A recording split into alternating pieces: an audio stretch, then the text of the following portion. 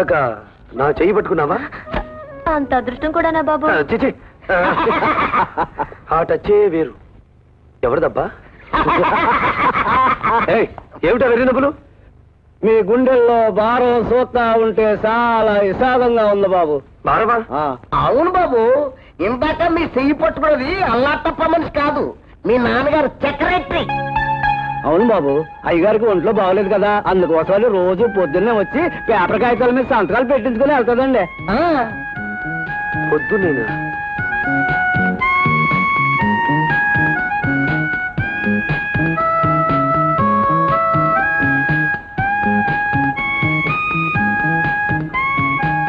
Good morning dad.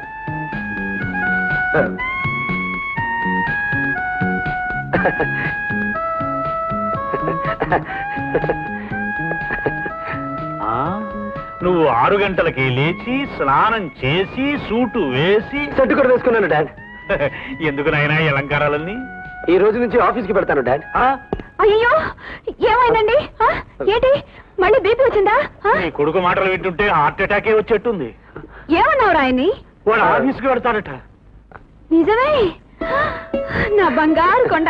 రా బాబు దిష్టి తీస్తాను. ముందు నేను ఆఫీస్కి వెళ్ళాలమ్మా. ఒరే ఒరే, నువ్వు గోళ్లు కొరక్కుండా మెలికలు తిరగకుండా క్షణం సేపు స్టడీగా ఉంటే తప్పకుండా ఆఫీస్ బాధ్యతలన్నీ నీకే అప్పచెప్తాను రా. Sorry dad, it's sort of habit. ఇక వీడి జన్మలో బాగుపడ్డు.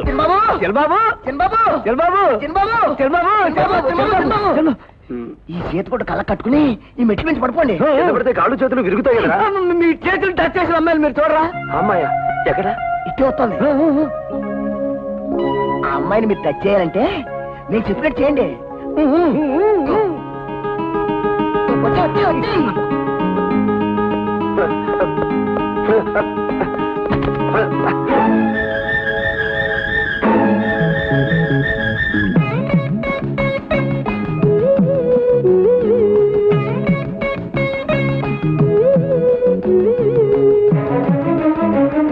ఏమైందండి? పెదాలు కదులుతున్నా, సౌండ్ రావట్లేదు. అదే కళ్ళు మూసుకుని ఎన్ని మెట్లు దిగ్గల్లా అని టెస్ట్ చేసుకుంటున్నాను. కాలు జారి పడిపోతే మీరే వచ్చి సేవ్ చేశారు. బయటపై నిన్ను నిప్పుల మీద కాలు వేయకపోతే మీరేగా వచ్చి కాపాడింది. అవును అనుకున్నాను. సేమ్ టచ్, అదే టచ్. టచ్చా? What you mean? Nothing nothing. May I know your name? I'm your father secretary. అది మీ ఉద్యోగం. నేను అడిగింది మీ పేరు.